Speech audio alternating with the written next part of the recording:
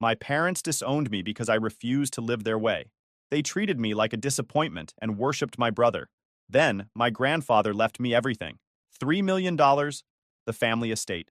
Now, the same people who abandoned me are desperate and begging. Hey Reddit! My parents always treated my brother like royalty, while I was just the extra kid in the room. I thought leaving home would mean I was finally free, but turns out they weren't done messing with me yet. Before all that, let me back up and start at the beginning. My name's Ethan Carter. I'm the younger son in a family where I never really felt like I fit. I grew up in a big house with well-off parents, Richard and Elaine, and an older brother, Marcus, who seemed like he was born to make them proud. From the outside, we looked like the picture-perfect family. Good neighborhood, the kind of vacations that got turned into Christmas card photos. But on the inside, it was obvious who mattered and who didn't. Marcus was the favorite. He was disciplined and responsible, the type who carried a notebook around to track his homework and loved showing Dad numbers he'd calculated. By the time he was 10, my parents were already saying he'd grow up to be a finance guy like Dad. And they weren't wrong. Marcus leaned into it hard because he knew it kept him on their good side. I was different. I liked sketching, asking questions about buildings, taking apart old toys to see how they worked. I wasn't lazy, but my interest didn't look like money to my parents, so they didn't take me seriously. I got used to hearing, "That's nice, Ethan," whenever I showed them something I drew. Meanwhile, Marcus got cheered on like he'd invented electricity for bringing home a certificate. The one person who never made me feel second best was my grandfather, Henry. He was my dad's father, and he lived about 20 minutes away on a big estate that had been in the family for generations. He'd been an architect before retiring, and you could tell he loved it. His house had this study filled with old blueprints, rolled up like scrolls, and shelves packed with books on design. He was always showing me something new, never talking down to me, never making me feel like my curiosity was a waste of time. Some of my best memories are weekends at his place. We'd start mornings by fishing at the pond out back. I remember being maybe 7 the first time he showed me how to bait a hook. I hesitated, but he guided me through it slowly, like it actually mattered. He always tied lessons into those moments. The most valuable things in life can't be bought, Ethan. Remember that. I didn't get the full weight of it back then, but it stuck in my head anyway. The best part was the study. He'd roll out his old blueprints and tell me stories about the buildings he'd designed. Libraries, community centers, even an office building that half the town still worked in. He explained how lines on a page became walls, doors, entire spaces where people lived their lives. I'd stand there, wide-eyed, feeling like I was being let in on a secret world. He'd always say, "A good architect thinks about the people first. Buildings should serve them, not the other way around." That line never left me. Back home, though, it was the complete opposite vibe. My parents couldn't care less about sketches or blueprints. If Marcus brought home a B in math, my dad would clap him on the back and call him a genius in the making. If I got an A in art, Mom would glance at it for half a second before bringing up Marcus's latest achievement. It wasn't just neglect, it was constant comparison. One moment that's burned into my memory was my 10th birthday. My parents went all out, rented one of those inflatable castles, hired a planner, invited my entire class. It should have been the kind of birthday every kid dreams about. Except when the day came, my mom called to say they were stuck in an important meeting. My dad repeated the same line. They didn't show up. I tried not to let it show in front of my classmates, but standing there watching other kids' parents chat on the sidelines while mine weren't even there, it hurt. Henry noticed right away. He didn't make a big speech or anything. He just stepped into their role, organizing games, making sure everyone got food, even climbing into the inflatable castle with us. By the end of the day, kids were saying how cool my grandfather was. After the party, when everyone had gone home, Henry sat with me on the porch. He told me, "Your parents, they love you in their way, but they get caught up in things they think matter. One day, you'll see the difference between things that look important and things that truly are." At the time, I didn't fully get it, but I knew he was trying to keep me from feeling crushed. Marcus, by the way, showed up to the party for maybe half an hour before running off to some school event. Later, my parents acted like he was a hero for even making the effort. "That's dedication," Dad said. "He's got his priorities straight." I remember sitting there thinking, how can they praise him for doing the bare minimum while ignoring everything Henry had done? As I got older, the favoritism in my family stopped being subtle. When I was little, maybe I could pretend my parents just didn't notice me as much. But by the time I hit middle school, it was impossible to ignore. Marcus didn't make it easier. He'd picked up on the favoritism early and leaned into it. If Dad praised him for being responsible, Marcus would make a show of rolling his eyes at me and saying, Not like Ethan, he just draws all day. He knew exactly how to dig at me. And the worst part was that my parents would laugh instead of shutting it down. By the time Marcus was in high school, he was already doing summer programs related to finance. My parents would brag about how he was learning to invest before most kids even understand money. They treated it like he was preparing to take over the world. Meanwhile, I'd be at the kitchen table sketching buildings I'd seen downtown, trying to copy their lines, figure out why they looked the way they did. If my mom noticed, she'd just shake her head and mutter, "Childish." Mom wasn't much better. If she caught me sketching at the dinner table, she'd sigh and say, "Ethan, that's not going to get you anywhere in life." She'd point at Marcus, who would be scrolling through stock updates on his phone, and add, "Now this. This is what focus looks like." It got to the point where I stopped sharing my work with them at all. Why set myself up to be dismissed? I'd keep my notebooks hidden under my bed, or bring them to Henry's place instead. At least there, someone actually cared. The divide between me and Marcus kept growing. He was confident in every conversation, always talking about money, business, or whatever project Dad had him shadowing at work. I'd try to chime in with something I was interested in, but it always got brushed off. Sometimes Marcus would smirk and say, "You're just not serious, Ethan. That's your problem." And my parents would nod like he'd said something wise. The only time I felt like I belonged anywhere was at Henry's estate. He'd take me fishing, we'd work on little repairs, or just talk in his study. He never once made me feel like I was less because I wasn't like Marcus. In fact, he seemed to appreciate the ways I was different. "Don't let anyone tell you your ideas don't matter," he told me once. "The world needs dreamers who can actually build." That line stuck in my head. At home, I was the dreamer, the one who wasn't practical. With Henry, being a dreamer wasn't an insult. It was a strength. Okay, by the time I turned 18, the tension in the house had reached a point where even small conversations felt like landmines. Marcus was already the pride of the family, interning at a financial firm downtown, shaking hands with people Dad knew, carrying himself like he was already 30. Every time he came home, my parents acted like he was the second coming. Meanwhile, I'd just gotten my acceptance letters. I'd applied to a handful of schools, but the one I cared about most was a university with a strong architecture program. When the acceptance letter arrived, I felt like my chest was going to burst. It wasn't just a win for me. It felt like proof that Henry hadn't wasted his encouragement all these years. I was excited, nervous, proud, until I showed the letter to my parents. I handed it to my mom in the kitchen one evening. She read it quickly, then set it on the counter like it was junk mail. "Architecture?" she said, like the word itself was a disappointment. "Ethan, that's artistic. You need something practical. Finance, economics, maybe business law." Dad came in behind her, picked up the letter, and scanned it. He let out a small laugh. "This is what you're celebrating?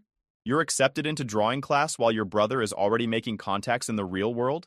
He tossed the letter back onto the counter. My excitement started draining. "It's not just drawing, Dad. It's a real program. One of the best in the state." Marcus strolled in right then, perfectly timed as always. He grabbed a soda from the fridge and smirked. "Architecture, huh? Guess you'll be designing tree houses while I'm running portfolios." That got a chuckle out of Dad. Mom didn't even try to hide her smile. "Marcus is right, Ethan. You need to think about your future. You can't build a life on sketches." Something in me snapped. I'd stayed quiet for years, but I couldn't anymore. "Do you ever hear yourselves?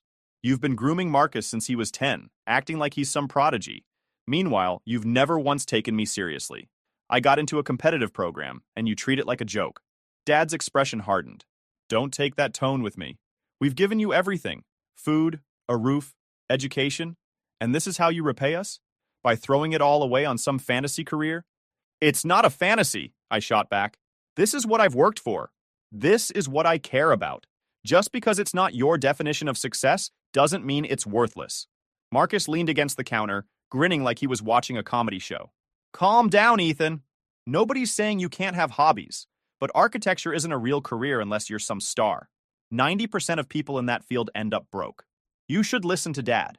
I turned on him. "Easy for you to say when everything's been handed to you. You don't even know what it's like to have to prove yourself." His smirk dropped for the first time. "Don't make this about me. I've earned every opportunity I've gotten." Henry's face flashed in my mind. His encouragement, the way he'd always told me my ideas mattered. The contrast made me angrier. "Earned? You've been spoon-fed your whole life. Dad brags about you like you built the stock market yourself. You're just doing what they want, and that's why they love you." Mom slammed her hand on the counter. Enough! You will not disrespect your brother. Marcus has discipline. He has vision. He knows how to succeed. You, she pointed at me, her voice shaking with anger. You waste your time with pencils and notebooks. You're ungrateful, Ethan. Completely ungrateful. The word stung. Ungrateful? For what? For being ignored? For always being told I'm not good enough? For having to hear how perfect Marcus is every single day? Dad stepped closer, his face red. At least your brother understands responsibility. You? You hide behind your grandfather's nonsense. Henry filled your head with dreams, instead of preparing you for the real world. You're exactly like him, content to scrape by, wasting potential. That was the lowest blow I'd ever heard from him. My voice shook, but I forced the words out. Grandpa Henry has more integrity in his little finger than you've shown your whole life. He actually cares about people. He shows up. He believes in me. That's more than I can say for either of you. The room went dead silent. Marcus muttered, "Wow," under his breath, like I'd crossed some sacred line. Dad's eyes narrowed. He pointed to the door. If that's how you feel, then get out. I won't have someone under my roof who doesn't respect his family. You want to chase this ridiculous dream? Do it on your own. Don't expect another cent from us. Mom's voice was cold. Her arms crossed tight. You've made your choice. Don't come crying back when reality hits. I stood there for a moment, my heart pounding so hard I could barely breathe. I half expected them to soften, to take it back, but their faces were stone. Marcus looked smug, like he'd just watched me lose the final round of some game he'd always been winning. So I walked to my room, grabbed a duffel bag, and stuffed whatever I could fit inside. Clothes, a few notebooks, nothing else. My hands were shaking, but I didn't stop. When I came back downstairs, Dad didn't even look at me. Mom just stared with this mix of anger and disappointment that burned more than if she'd yelled. Marcus smirked and said, "Good luck, little brother. You'll need it." That night, I left home. I found a tiny studio near campus, barely bigger than a closet. The bed was a mattress on the floor, the kitchen was a hot plate and a mini fridge, but it was mine. It was terrifying, but it was also the first time I felt like I was steering my own life. Henry showed up the next day, not with pity, but with quiet support. He dropped off a bag of groceries and an old drafting textbook. Just some extras I had lying around, he said with a wink, pretending it wasn't intentional. I was scared, but for the first time, I felt like maybe I wasn't doomed to live in Marcus's shadow forever. Barkin Sir Aw. About a year after I moved out, Henry connected me with his old colleague, Mr. Alvarez, who ran a modest architecture firm in the city. It barely covered my bus fare, but it gave me real-world experience. Drafting, doing red lines, and sitting quietly in meetings, soaking up everything I could. That's how I ended up juggling 3 things at once. Morning shifts at a coffee shop, afternoon classes in architecture, and nights washing dishes at a restaurant downtown. It was exhausting.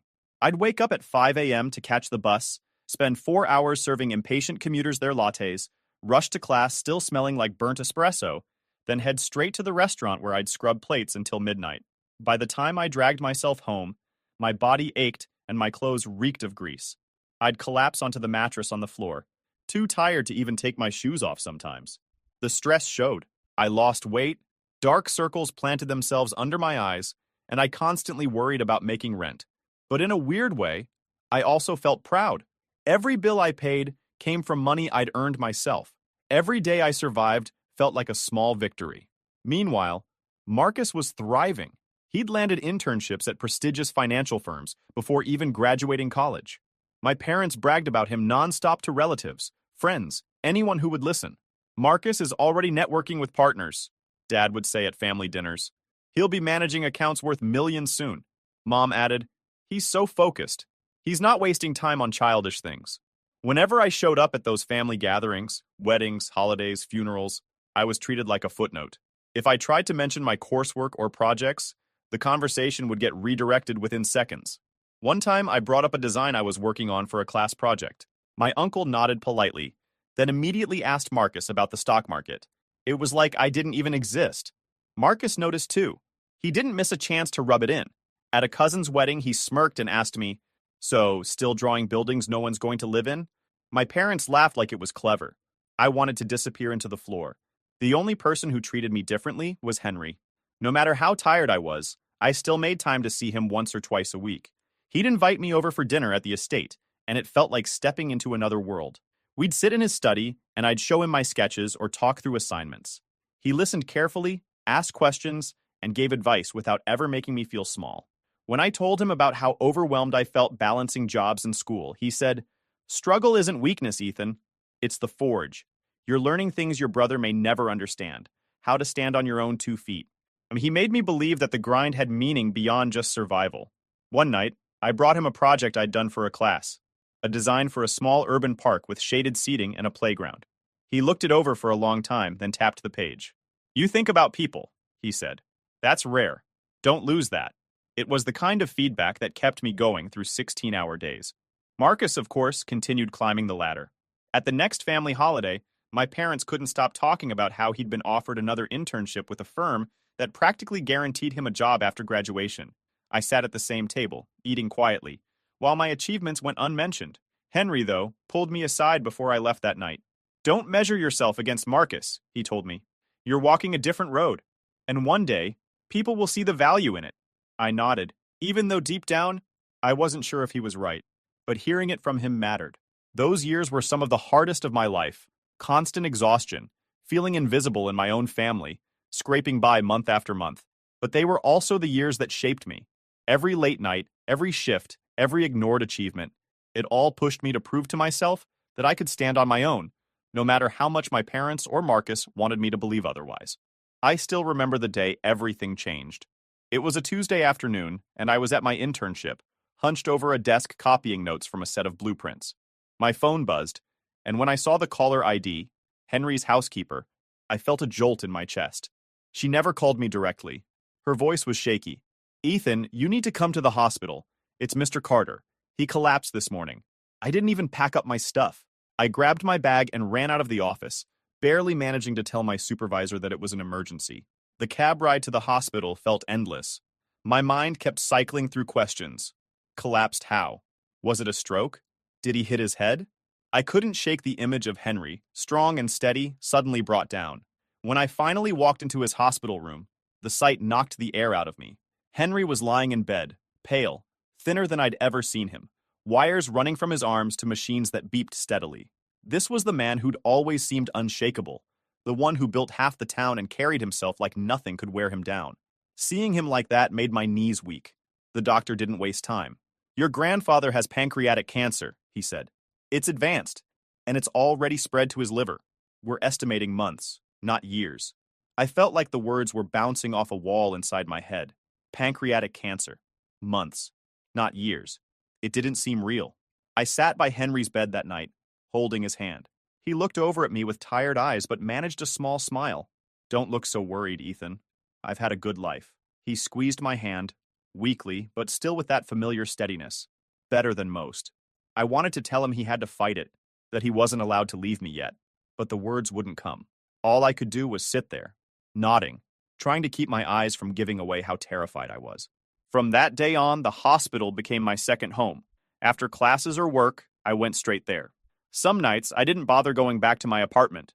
I just slept in the chair by his bed, my neck aching in the morning, but not caring as long as I was there. We talked more in those weeks than we had in years.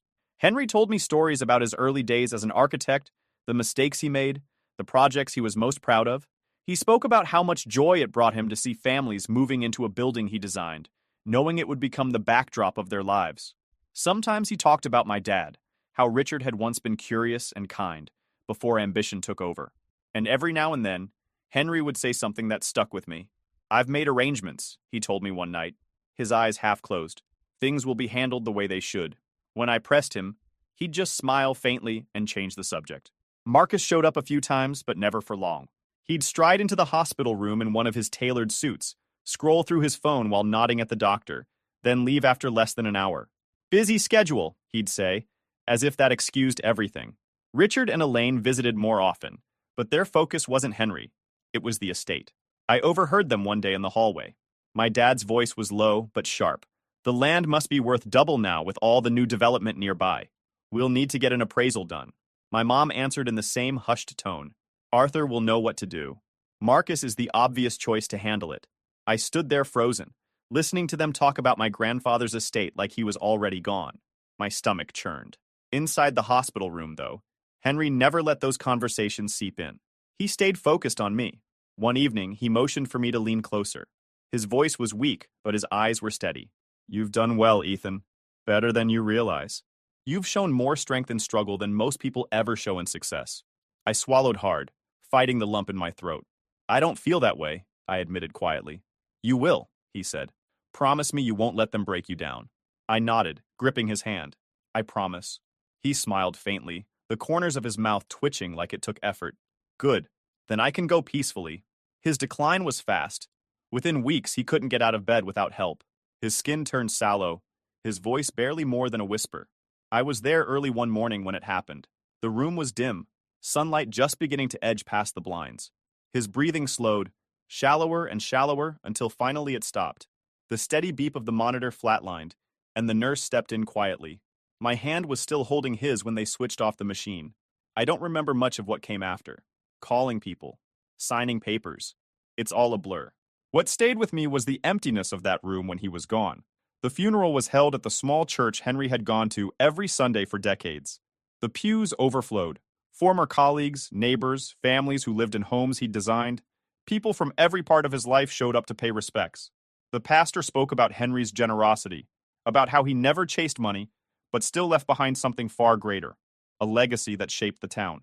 I sat in the front row, numb, my mind drifting in and out. When I glanced back, I saw Richard and Elaine slip in late. Marcus right behind them, blaming a delayed flight back from Chicago and a driver who took the long way. They'd been there for meetings and flew in that morning, which explained the timing but didn't make them look any more present. After the burial, people gathered in the church hall.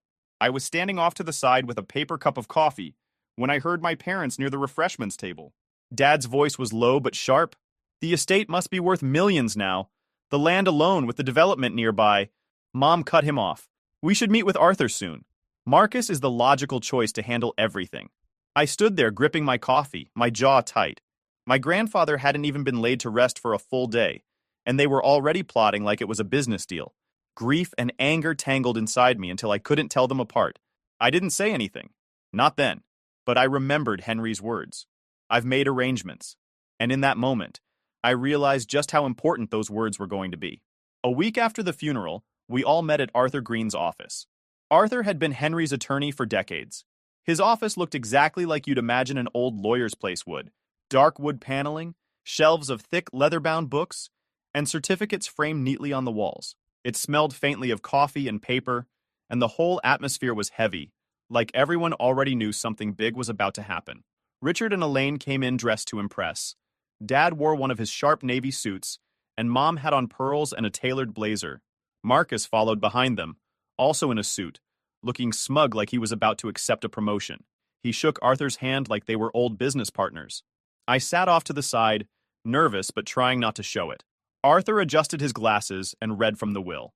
I appoint my grandson, Ethan Carter, as personal representative executor of my probate estate.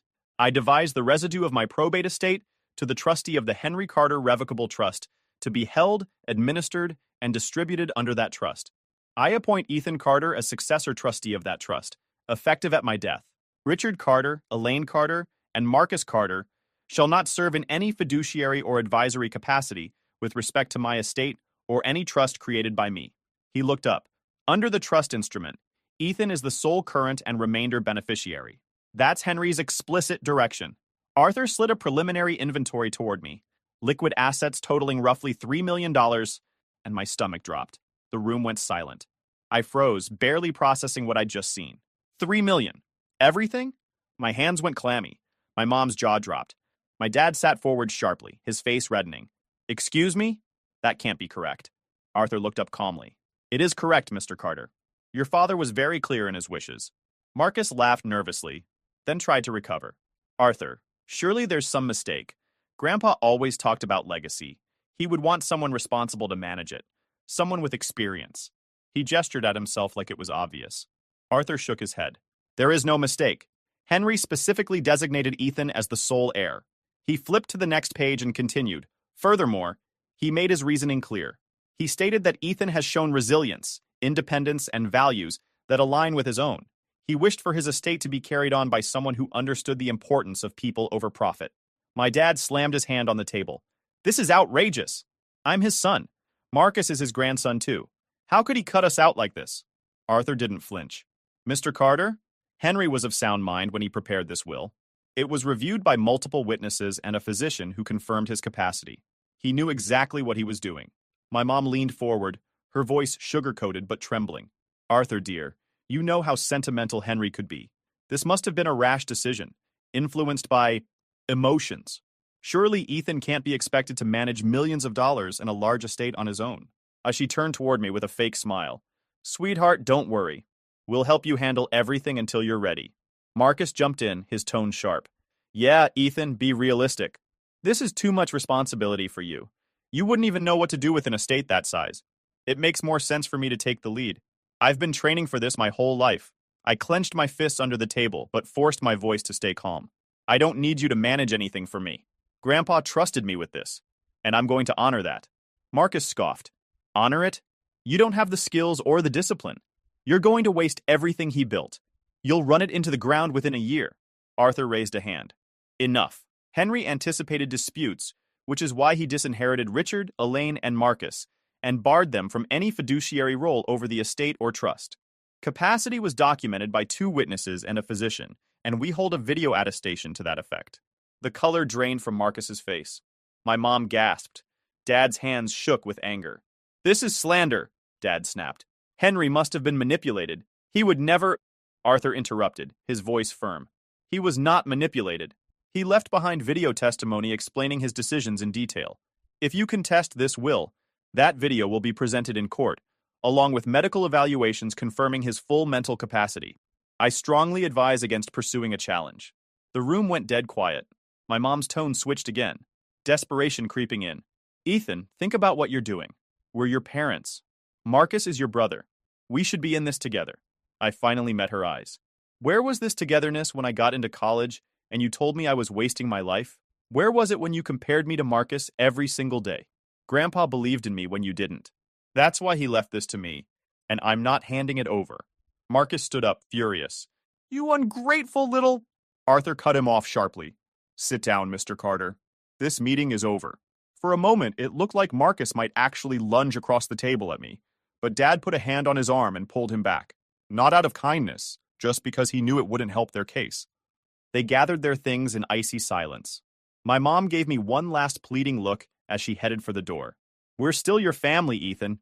Don't make this mistake. I didn't respond. I didn't need to. When the door shut behind them, Arthur handed me a sealed envelope. Henry wanted you to have this after the reading, he said. It contains personal notes and instructions regarding the estate. He was very thorough. I held the envelope in my hands, still numb from everything that had just happened.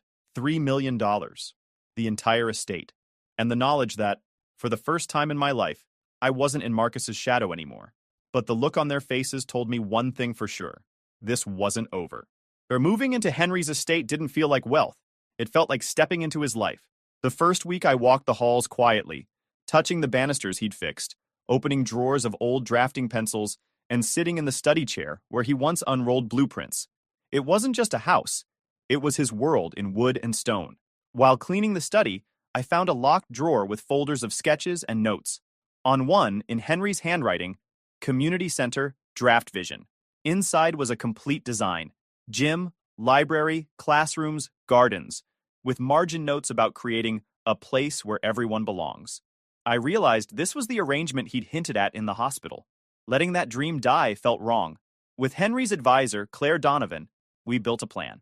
I used only a portion of the inheritance for seed funding, kept the trust invested to handle taxes and upkeep, and filled the rest through matching grants and municipal funds. We phased construction carefully, and also launched the Henry Carter Scholarship with a small gift I seeded and later grew with donations. Around the same time, I left my firm and started a small design studio of my own. Since I wasn't licensed yet, I partnered with Maya Chen, AIA, as architect of record while I finished my hours and exams. Rachel, my girlfriend, was with me through it all. She taught school, steady and patient, and never tied my worth to money. Where my parents measured Marcus in titles and salaries, she measured me in how alive I looked when I talked about a project. It was a kind of love I hadn't grown up with. Quiet, steady, real. At the same time, I started seeing Dr. Patel, a therapist Arthur recommended. It felt awkward at first, unloading years of resentment, but it helped.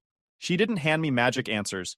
She helped me sort through the anger, the guilt of inheriting so much, the fear of ruining it. I learned boundaries weren't cruelty, they were survival. 2 years went by. I passed my last ARE and got licensed, so we no longer needed an architect of record. By then, the community center was complete. On opening day, kids tore across the gym floor, families filled the library, volunteers set up classrooms.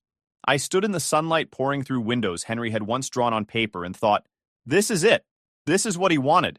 But peace didn't mean my family disappeared. One evening, I got a knock at the estate's front door. When I opened it, Richard, Elaine, and Marcus were standing there. They looked different, tired, worn down.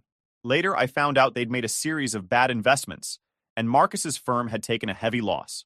Dad cleared his throat, his voice lacking the booming confidence I was used to. Ethan, we've had some setbacks. Things didn't go the way we expected. We thought maybe, as family, you could help us get back on our feet. Mom chimed in quickly. We don't need much. Just a loan to tide us over. You have the resources. We're still your parents. Marcus stood there silent, his jaw clenched, clearly hating the position he was in. For a second, I almost felt sorry for them. Then I remembered the hospital whispers, the smug looks at the will reading, the years of being dismissed. More importantly, I remembered Henry's words. Promise me you won't let them break you down. I can't do that, I said firmly. Not because I don't have the money, but because it won't solve anything. You've lived chasing wealth your whole lives. Helping you keep doing that won't actually help you. I need boundaries, and you need to face your own choices. My mom's eyes welled up.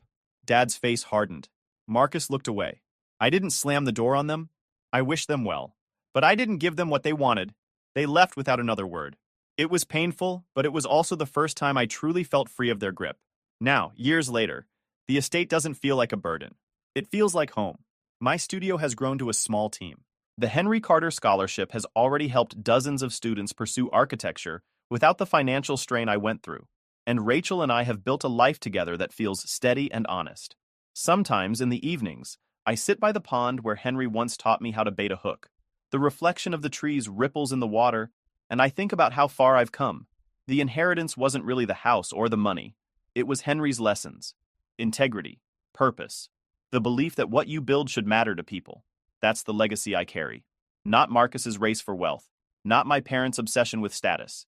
Henry's way of living, with character and meaning. That's what I'll pass on. YouTube just dropped this new hype feature. If you're hooked on this story, smash that hype button. It tells YouTube this video deserves to blow up, and it keeps even crazier stories coming your way.